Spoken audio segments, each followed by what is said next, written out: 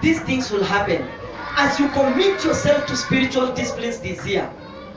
You commit yourself to studying the Word of God. You know the areas you are struggling in your life. This is how you draw from the heart of God. You know you are struggling with forgiveness.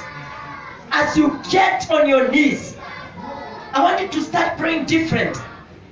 If you are holding bitterness, anger in your heart, and you know what God expects of you, I want you, when you get on your knees, usifight to fight.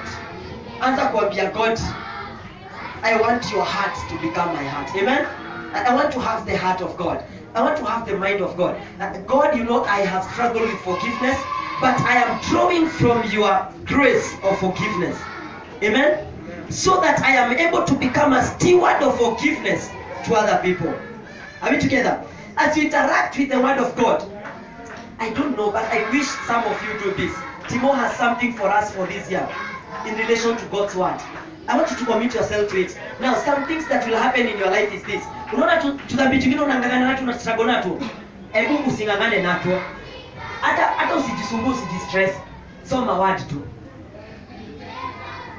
Kaa tu chini na Bible. Usijistress. Na uto tuishi tunakusumbua. Ati mtu alikufanyia nini and all that. Usijistress. Soma tu Bible. You will overcome those things naturally. Are you together? Don't struggle, don't fight. Don't do what? Ebu omba tu. Come to fellowship. Na hizo struggles zako. Usikose kukam church. Just come with your struggles. Come with your issues. Utakaa na mtu after service, umekaa na timu hapa hivi mkianza kushare, alafu God anampatia rema word into your life. Mkiongea tu una feel, wow, I really needed that in my life. Your life. Usistruggle. Just do these things. Just exercise. Kama sasa tuko kwa season ya fasting. Some of you could be struggling with addictions. Ebu acha usingangane sana kwa mawazo yako. Ebu kwa hizi siku zote 21 ama the 14 days that are remaining. Ebu jicommit. Morning kula supper, morning kula supper, morning kula supper.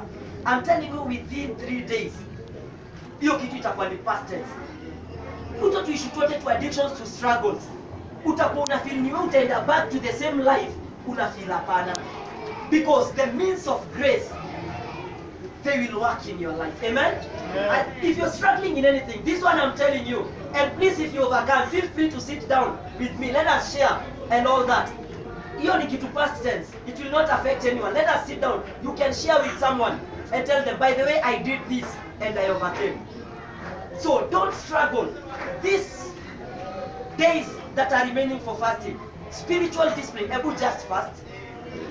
Fast. Na hiyo fasting yako hata iko ni worship Mungu. Usifast God niondolei. Hapana. Mwambie God, I want to draw from your moral purity. I want to draw from your holiness.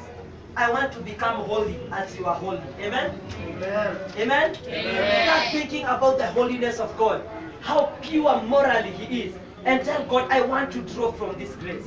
I know I don't deserve it, but that's why it is called grace. I want to draw from this grace. Amen? I want to draw from you so that I can be able to pass the same to my generation. God, you know I'm struggling with this issue in my life with unforgiveness. I want to draw from the forgiving grace so that I'm able to forgive other people unconditionally. God, you know I have not loved my brothers, my sisters the way I ought to. And I know you have commanded me to do this. I want to draw from your grace. Enable me to love them as you have loved me. Regardless of how many